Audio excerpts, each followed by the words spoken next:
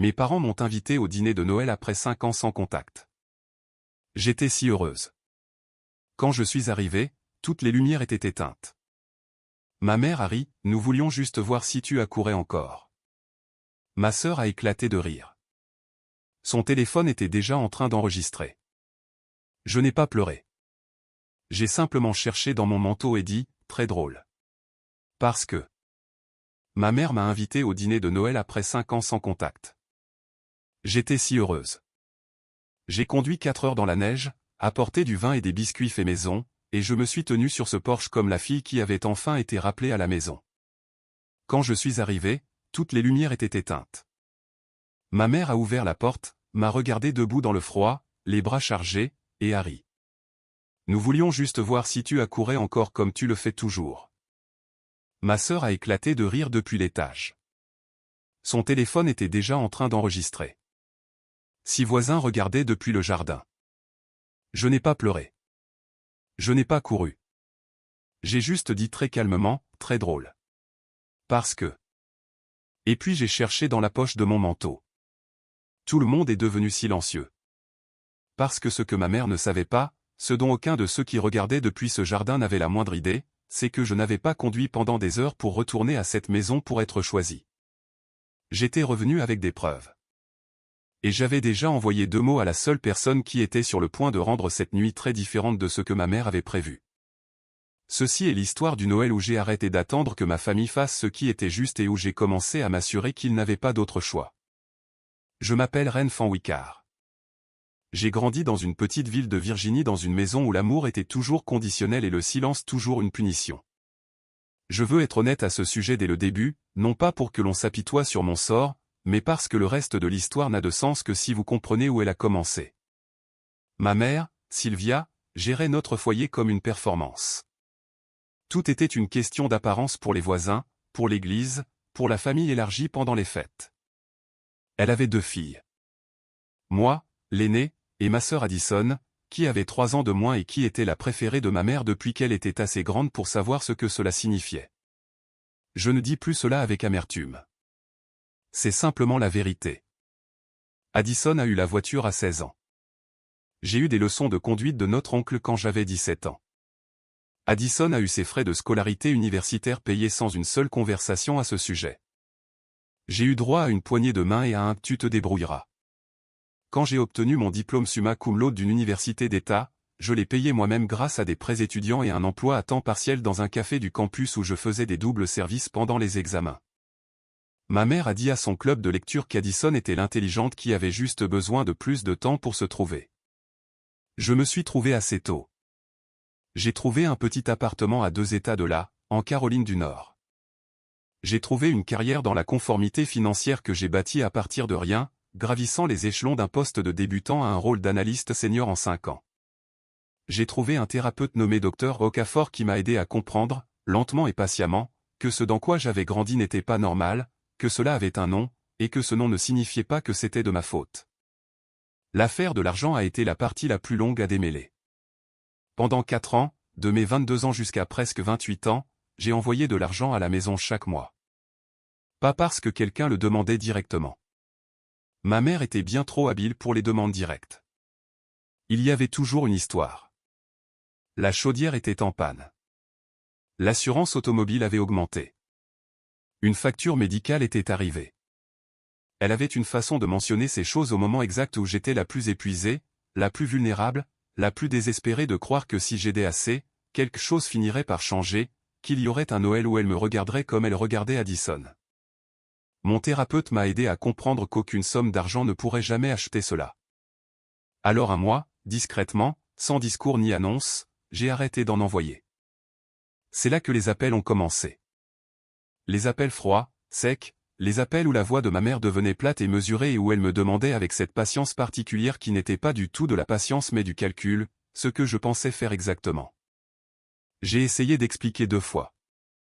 Les 2 conversations se sont terminées de la même manière, elle me disant que j'avais toujours été égoïste, toujours difficile, toujours la fille qui ne comprenait pas ce que la famille signifiait vraiment. Le dernier appel s'est terminé par elle me disant de ne pas prendre la peine de rentrer à la maison. Alors, je ne l'ai pas fait. Pendant 5 ans, je ne l'ai pas fait. J'ai travaillé. J'ai été promu.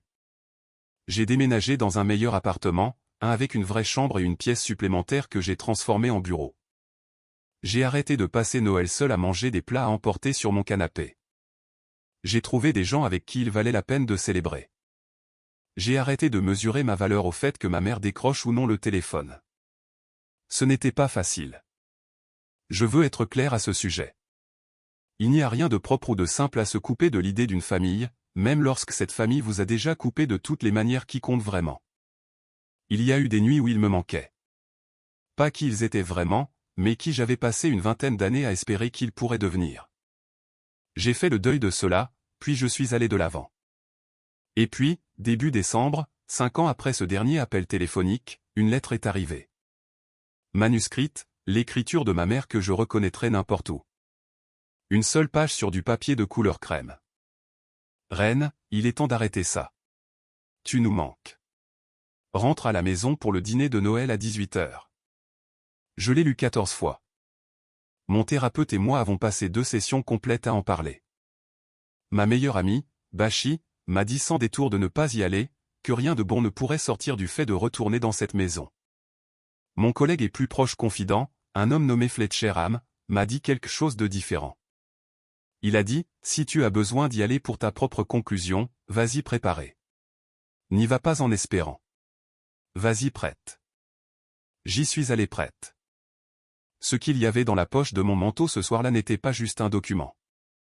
C'était la conclusion de 8 mois de travail très soigné, très discret. Un travail qui avait commencé quand une femme nommée Ruth, une voisine qui avait vécu en face de ma famille pendant plus de 20 ans, m'avait envoyé un court message privé par l'intermédiaire d'une connaissance commune en avril. Son message disait, « Reine, il y a des choses que tu mérites de savoir.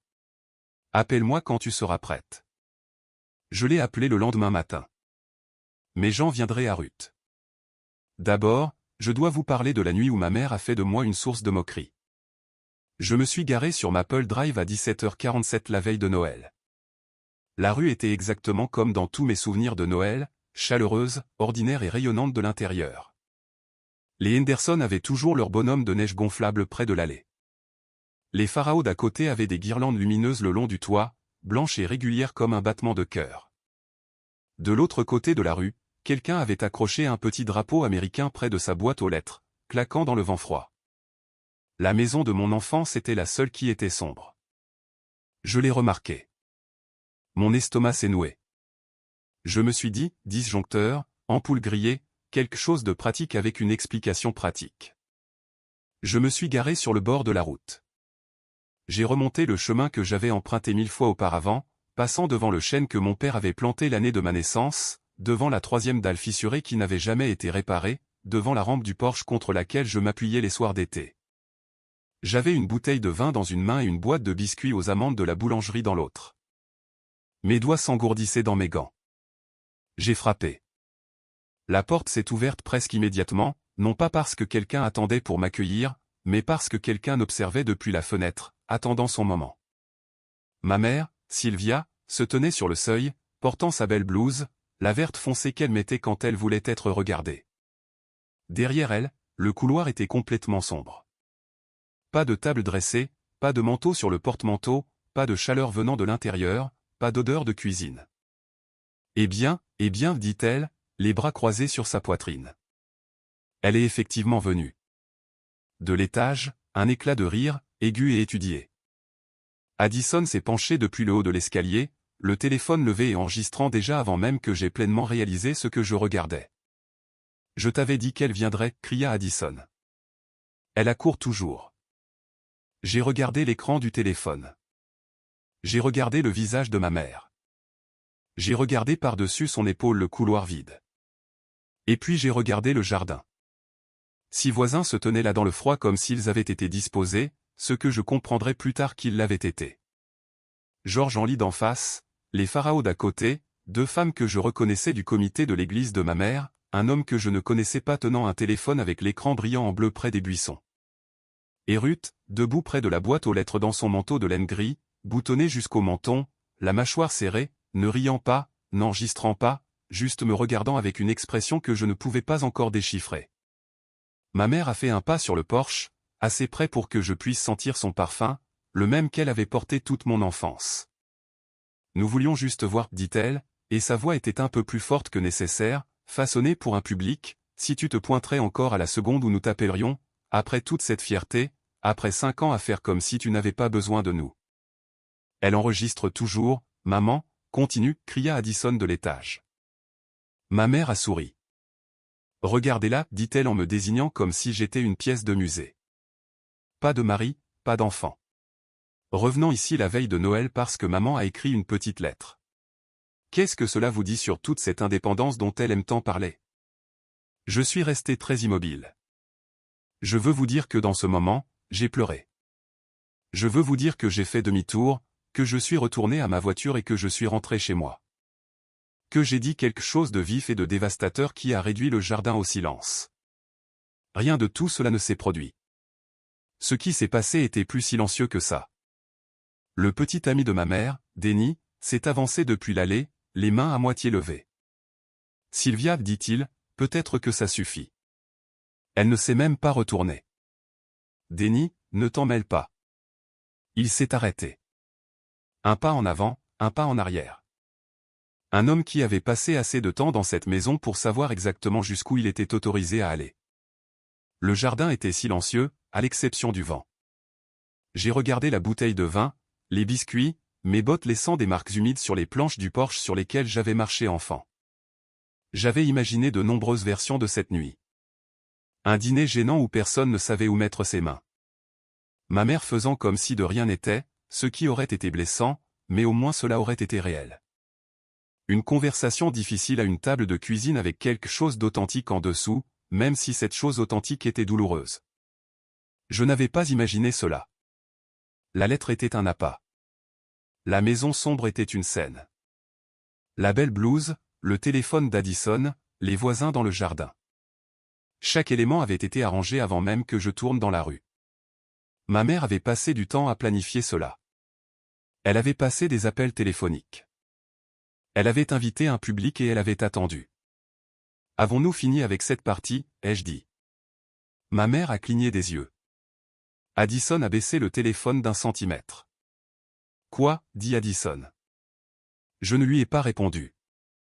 J'ai posé la bouteille de vin avec précaution sur la marche du porche, pas laissé tomber, pas jeté, posé, et j'ai tendu la boîte de la boulangerie à Denny. Joyeux Noël, Denny, ai-je dit. Il l'a prise comme si elle pouvait se briser dans ses mains. Puis j'ai cherché dans la poche de mon manteau. Pas pour l'enveloppe. Pas encore. J'ai sorti mon téléphone et j'ai ouvert mes messages. J'ai trouvé le contact enregistré sous Fletcher mais j'ai tapé 2 mots, viens maintenant. J'ai remis le téléphone dans ma poche. Addison avait vu l'écran s'allumer. À qui tu envoies un texto, dit-elle. Quelqu'un pour venir te sauver. Je n'ai pas répondu à cela non plus. J'ai regardé ma mère. Tu as raison sur une chose, ai-je dit. Je suis venu ici ce soir pour une raison. Puis je suis passé devant elle dans le couloir sombre. Mon épaule a frôlé sa manche et pour une fois, pour la première fois de toute ma vie dont je me souvienne, c'est elle qui a reculé la première. L'interrupteur était exactement là où il avait toujours été. Clic. Une faible lumière jaune a rempli le couloir. Du vieux papier peint avec des rayures délavées. Le tapis d'escalier. Le porte-manteau sans rien dessus. La cuisine étroite au fond, froide et vide. Pas d'assiette sur le comptoir. Pas de nourriture. Pas de dîner. Seulement une table, un public et une enveloppe attendant dans mon manteau.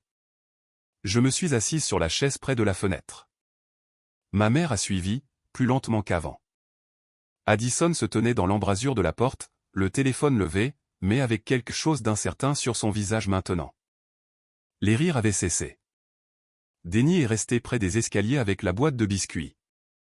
Ruth a traversé tranquillement le seuil et s'est tenue près du mur. Les voisins à l'extérieur s'étaient rapprochés de la porte. Personne n'était parti. J'ai posé une main à plat sur la table.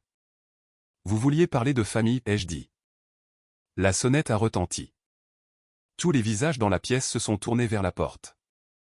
Je me suis levé et cette fois, c'est moi qui souriais. Ce qu'ils ne savaient pas. Je dois remonter 8 mois en arrière. En avril, Ruth Kellerman, la femme qui avait vécu en face de ma famille pendant plus de 22 ans, a envoyé un message par l'intermédiaire d'une connaissance commune. Ce n'était pas une femme portée sur le drame ou l'ingérence. Elle m'avait vu grandir. Elle m'avait vu partir. Et pendant les années où j'étais parti, elle avait observé autre chose, quelque chose qu'elle estimait que je méritais de savoir. Je l'ai appelée le matin après qu'elle m'ait contacté. Ce qu'elle m'a dit a pris environ 40 minutes. J'ai très peu parlé. J'ai juste écouté. Après que j'ai arrêté d'envoyer de l'argent à la maison il y a 5 ans, ma mère n'avait pas eu les difficultés qu'elle avait racontées aux gens. En fait, elle s'en était plutôt bien sortie parce qu'elle avait raconté 2 histoires complètement différentes à 2 groupes de personnes complètement différents en même temps. À notre famille élargie, elle avait maintenu que j'envoyais toujours un soutien mensuel et qu'elle gérait avec mon aide. Cette version de l'histoire la dépeignait comme une femme qui tenait bon avec une aide modeste mais régulière de sa fille aînée. À un organisme régional d'aide aux familles, qui fournissait des subventions et des paiements de soutien aux ménages en difficulté financière, elle avait déposé une demande officielle déclarant que j'avais abandonné tout contact et ne fournissais aucun soutien financier, la laissant seule et sans ressources. Les 2 histoires ne pouvaient pas être vraies. Aucune n'était basée sur la fausse déclaration de difficulté financière. Elle avait reçu des paiements d'aide sur environ 3 ans. Sur la base de la fausse histoire qu'elle a racontée à la famille, notre tante Loretta et 2 cousins lui avaient collectivement envoyé plus de $12 000. De l'argent qu'ils ont donné parce qu'ils croyaient qu'elle était déjà à court d'argent et qu'elle avait juste besoin d'un coup de main supplémentaire pour s'en sortir. Ruth avait reconstitué cela lentement. Un commentaire lâché lors d'une réunion de quartier. Un document qu'elle avait aperçu une fois en aidant ma mère avec quelque chose. Une conversation qu'elle avait surprise. Elle avait pris des notes, soignées, datées, précises, pendant près de 2 ans avant de décider de me contacter. Quand elle m'a transmis ces notes, je les ai gardées avec moi pendant 2 semaines. Puis j'ai fait ce que je fais professionnellement. Je travaille dans la conformité financière. Je sais à quoi ressemble la documentation. Je connais les canaux de signalement officiels pour les fausses déclarations à un organisme d'aide caritatif. Je sais ce qu'un avocat civil fait avec un ensemble de dossiers financiers et un calendrier clair. Je connais la différence entre ce qui peut être résolu en privé par la reconnaissance et le remboursement volontaire et ce qui ne le peut pas. Au cours des mois suivants, soigneusement, discrètement, sans l'annoncer à personne sauf à Fletcher et à mon avocat, j'ai monté un dossier. Je veux être précise sur mon intention car c'est important. Je ne construisais pas une arme. Je ne planifiais pas une scène. Ce que je voulais était simple. Je voulais m'asseoir en face de ma mère et lui donner une véritable occasion de dire la vérité, de reconnaître ce qui s'était passé, d'accepter de rembourser les organisations qui avaient été trompées, et d'arrêter de faire semblant. Si elle saisissait cette opportunité, nous réglerions cela en privé et irions de l'avant. Si elle ne le faisait pas, si elle choisissait la performance plutôt que l'honnêteté, même face à la documentation, alors la conversation suivante aurait lieu avec des personnes extérieures à cette famille. Fletcher m'avait accepté d'être à proximité ce soir-là, non pas comme protection, mais comme témoin. Il m'avait aidé à vérifier et à organiser chaque document de cette enveloppe, et il comprenait exactement ce qu'elle contenait. Quand je lui ai envoyé un texto depuis le Porsche, il était déjà garé à 2 rues de là, le moteur en marche, attendant exactement ce message. Et Ruth, debout près de la boîte aux lettres dans son manteau gris, ne riant pas, était venue à Maple Drive ce soir-là, non pas en tant que membre du public de ma mère. Elle était venue parce qu'elle avait décidé qu'elle en avait assez d'être une spectatrice. Quand Fletcher a frappé et est entré dans ce couloir, ma mère l'a regardé comme elle regardait tout ce qui perturbait son scénario, avec une confusion qu'elle ne pouvait pas tout à fait cacher. « Reine, dit-elle, qui est-ce ? » »« C'est Fletcher, ai-je dit. Il est ici parce que ce que je dois dire ce soir doit être dit en présence d'un témoin. » J'ai ouvert mon manteau. J'ai sorti l'enveloppe. Je n'ai pas jeté les papiers sur la table. Je les ai placés devant elle. Soigneusement, comme on manipule quelque chose d'important. Addison était devenu complètement immobile. Son téléphone pointait vers le sol. Denny avait posé la boîte de biscuits sur le comptoir et se tenait les 2 mains dans les poches. Ruth était près du mur. Fletcher se tenait près de l'entrée. Les voisins qui s'étaient glissés à l'intérieur étaient silencieux d'une manière totalement différente du silence du jardin. C'était l'immobilité des gens qui réalisaient qu'ils étaient venus assister à un certain type de spectacle et qu'ils étaient tombés sur quelque chose de tout à fait différent.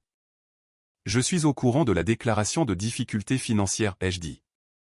La pièce a changé. Il n'y a pas d'autre façon de le décrire. Quelque chose a basculé dans l'air de ce couloir. Quelque chose qui avait été lâche et performatif s'est transformé en quelque chose de tendu et de réel. Le visage de ma mère est passé par plusieurs expressions en environ 4 secondes. Surprise, calcul, rejet. Et puis il s'est figé en quelque chose que je reconnaissais, la voix contrôlée, le ton mesuré, la version d'elle-même qu'elle déployait lorsqu'elle avait besoin de gérer une situation. « Je ne sais pas ce que tu penses avoir trouvé, dit-elle, mais tu ne vas pas entrer dans cette maison et... » Vous avez déposé une déclaration de difficulté financière indiquant que j'avais abandonné tout contact et ne fournissais aucun soutien financier, ai-je dit. Cette documentation était fausse. En même temps, vous disiez à notre famille que j'envoyais toujours un soutien régulier, c'est pourquoi tante Loretta et 2 de nos cousins vous ont envoyé de l'argent pendant 3 ans. Parce qu'ils croyaient que vous receviez déjà de l'aide de ma part et que vous aviez encore des difficultés. Silence. Pas une pause jouée. Le vrai genre. Celui qui se produit quand une vérité atterrit et qu'il n'y a nulle part où elle peut aller. Vous receviez un soutien de 2 directions à la fois, ai-je dit, basé sur 2 histoires qui se contredisaient. J'ai les dossiers des 2 côtés. Ma mère a ouvert la bouche. J'ai aussi Ruth, ai-je dit. Ruth est entrée pleinement dans la lumière. Ma mère l'a regardée, et c'était la première fois que je voyais ma mère regarder une autre personne de la façon dont les gens regardaient habituellement ma mère, incertaine, déséquilibrée, sans avoir le dessus. Ruth, dit-elle, et la performance avait disparu de sa voix. Juste elle en dessous. Vous ne comprenez pas toute la situation ici, Patricia. La voix de Ruth était calme et complètement ferme. Je comprends exactement ce que j'ai vu. Je l'ai noté. J'ai gardé les dates. Georges Henly, qui se tenait juste à l'intérieur de la porte, les mains dans sa veste, a baissé les yeux vers le sol. La femme du comité de l'église avait rangé son téléphone dans son sac. Personne ne filmait plus. Addison n'avait pas bougé. Elle fixait les papiers sur la table. Maman, dit-elle. Sylvia se tourna. Maman. La voix d'Addison était très basse. Est-ce que c'est vrai? Ma mère ne dit rien. Et ce rien particulièrement lourd, était la seule réponse dont nous avions tous besoin. Je n'étais pas venu dans cette maison pour détruire ma mère devant ses voisins. Je veux être absolument clair à ce sujet. Ce que j'avais dans cette enveloppe était réel et entièrement documenté, et j'avais déjà parlé avec un avocat des options formelles qui s'offraient à moi. Mais la raison pour laquelle j'avais tout arrangé comme je l'ai fait, la raison pour laquelle je suis venu en personne la veille de Noël avec Fletcher comme témoin et Ruth déjà présente, était que je croyais que ma mère méritait une véritable chance. Une chance de choisir la vérité plutôt que la performance, de reconnaître ce qui s'était passé, de s'engager à rembourser l'organisation qui avait été trompée, de cesser de maintenir 2 histoires distinctes sur sa propre vie. Alors je le lui ai dit directement. Je ne suis pas ici pour empirer les choses, ai-je dit. Ce qui est dans cette enveloppe existe que vous le reconnaissiez ce soir ou non. J'ai déjà parlé avec un avocat, mais je préférerais de loin résoudre cela discrètement avec vous en acceptant de corriger ce qui peut être corrigé plutôt que de passer à l'étape suivante. Ce qui se passera à partir de maintenant est votre choix. Ma mère s'est assise. Je n'avais jamais vu ma mère s'asseoir dans une telle situation de toute ma vie. C'était une femme qui commandait les pièces par sa posture, qui se tenait debout, qui projetait, qui gérait chaque espace qu'elle occupait par la pure force de sa présence. Elle s'est assise comme un bâtiment s'affaisse lorsque les fondations cèdent enfin, non pas de manière dramatique, mais avec une sorte d'inévitabilité. Addison a tiré la chaise à côté d'elle et s'est assise aussi. Pas pour la défendre. Je pouvais voir sur le visage d'Addison qu'elle était sincèrement choquée, que quoi qu'elle ait accepté pour cette performance de la veille de Noël, cela n'incluait pas ceci. Elle s'est assise à côté de sa mère parce qu'elle était toujours, sous tout, sa fille. Denny est resté près du comptoir. Ruth est restée près de la porte. Fletcher est resté près de l'entrée. Et je me suis assise en face de ma mère. Non pas parce que j'avais gagné, mais parce que j'en avais fini de me tenir dans un couloir sombre à faire semblant. La conversation qui a suivi a duré près de 2 heures. Ce n'était pas une scène de film. Ma mère n'a pas pleuré et avoué de façon dramatique. Il y a eu de longs silences. Il y a eu des moments où elle a essayé de recadrer les choses, les circonstances, les malentendus, les détails techniques, la façon dont les choses avaient été ressenties de son côté. Fletcher était patient et précis à chaque fois. Ruth était stable. À la fin, ma mère a accepté 2 choses. Premièrement, elle contacterait l'organisation d'aide aux familles en janvier, divulguerait volontairement la situation et organiserait un plan de remboursement. Fletcher avait déjà confirmé avec mon avocat que la divulgation volontaire, se présenter avant qu'un rapport officiel ne soit déposé, était significativement préférable à l'alternative. Elle a compris cela. Deuxièmement, elle écrirait personnellement à tante Loretta et à nos cousins, non pas pour trouver des excuses, non pas pour gérer l'histoire, mais pour leur dire la vérité sur ce qui s'était passé et pourquoi, et pour commencer à rembourser ce qu'elle pouvait. Elle ne s'est pas excusée auprès de moi ce soir-là. Je ne le lui ai pas demandé. Des excuses qui sont extraites dans un moment de pression ne sont qu'une autre forme de performance. J'avais eu assez de performance pour le reste de ma vie. Ce que j'ai demandé, la seule chose que j'ai demandé, c'était ceci, que nous arrêtions de faire semblant. Que si jamais il devait y avoir quelque chose de réel entre nous, cela devrait être construit sur l'honnêteté. Même si cette honnêteté était inconfortable, même si elle changeait les choses entre elle et les personnes qu'elle avait passé des années à gérer. Elle n'a pas dit oui. Elle n'a pas dit non. Elle m'a juste regardé pendant un long moment d'une manière dont elle ne m'avait jamais regardé quand j'étais une enfant mesurée par rapport à Addison ou une jeune femme envoyant de l'argent chaque mois pour gagner quelque chose qui n'était jamais à vendre. Et je pense que pour la première fois, elle m'a vraiment vu. Pas la fille qu'elle avait gérée. Pas celle qu'elle utilisait pour remplir un rôle dans une histoire qu'elle racontait sur elle-même. Juste moi. Addison m'a raccompagné à ma voiture. Nous sommes restés ensemble sur le trottoir sombre un moment. Les voisins étaient tous rentrés chez eux. La rue était calme. Quelqu'un de l'autre côté de la rue avait laissé la lumière de son Porsche allumée et elle attrapait les cristaux de glace dans l'air, leur donnant un aspect presque magnifique. Je ne savais pas, dit Addison, à propos de la déclaration, de tout ça. Je l'ai regardé. J'ai pensé au téléphone, au rire, à 5 ans passés à l'extérieur pendant qu'elle était à l'intérieur. Je te crois, ai-je dit, pour la partie financière. Elle a compris ce que je voulais dire. Il y a eu un long silence. Qu'est-ce qui se passe maintenant, a-t-elle demandé. Je ne sais pas encore, ai-je dit honnêtement. Mais ça commence quelque part de vrai. Et c'est plus que ce que nous n'avons jamais eu. J'ai conduit chez moi sur des routes vides. La glace du matin s'était dissipée. Le ciel était sombre, immense et plein d'étoiles. Je n'ai pas allumé la radio. J'ai juste conduit et pensé à la version de moi-même qui s'était tenue sur ce Porsche 2 heures plus tôt, celle qui tenait des biscuits et du vin et une lettre qu'elle avait lue 14 fois. Et j'ai ressenti quelque chose pour elle que je n'avais pas prévu. Pas de la pitié, pas de la colère, de la tendresse. Elle avait essayé pendant longtemps. Elle avait cru en quelque chose qui n'arrêtait pas d'être irréel. Et elle avait finalement, tranquillement, arrêté d'attendre d'être choisie et s'était choisie elle-même à la place. J'ai passé des années à croire que le chemin du retour vers ma famille passait par en faire plus, donner plus, être plus silencieuse sur ce qui me blessait et plus bruyante sur ce que j'étais prête à offrir. J'avais tort. Le chemin, s'il y en a un, passe par l'honnêteté. Pas la cruauté, pas la vengeance pour le plaisir de voir quelqu'un souffrir.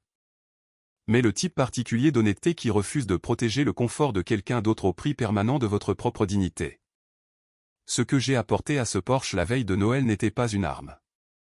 C'était la preuve que j'avais été attentive, que j'avais fait le travail, que je n'étais plus une femme qui conduirait pendant des heures dans la glace juste pour se voir remettre un scénario qu'elle n'avait jamais accepté de jouer. La responsabilité n'est pas la même chose que la punition. Demander la vérité n'est pas la même chose que demander des excuses. Parfois, la chose la plus puissante que vous puissiez faire est simplement de refuser de faire semblant et de laisser la vérité être présente dans la pièce, même lorsque tout le monde dans la pièce aurait préféré la version confortable. Je ne sais pas à quoi ressemble ma famille à partir de maintenant. Peut-être que ma mère ira jusqu'au bout et que quelque chose de réel sera construit de l'autre côté de tout ça. Peut-être qu'elle ne le fera pas et que je prendrai la prochaine décision en conséquence. Addison et moi avons échangé quelques textos prudents depuis cette nuit. Rien de grand, juste quelque chose. Un début qui pourrait mener quelque part ou non, mais qui au moins part d'un endroit réel. Ce que je sais, c'est ceci, je ne vais plus me tenir sur un porche sombre et attendre que quelqu'un d'autre allume la lumière pour moi. Je sais où se trouve l'interrupteur, et je sais comment l'utiliser. Si vous avez déjà été la personne de votre famille qui donne le plus et dont on attend qu'elle demande le moins, celle qui est censée se présenter, pardonner et ne jamais rien demander de réel en retour, je veux que vous sachiez que vouloir l'honnêteté n'est pas être difficile. C'est être humain. Dites-moi dans les commentaires, avez-vous déjà eu à tenir quelqu'un pour responsable de quelque chose que votre famille refusait d'admettre comme étant réel? Qu'avez-vous fait?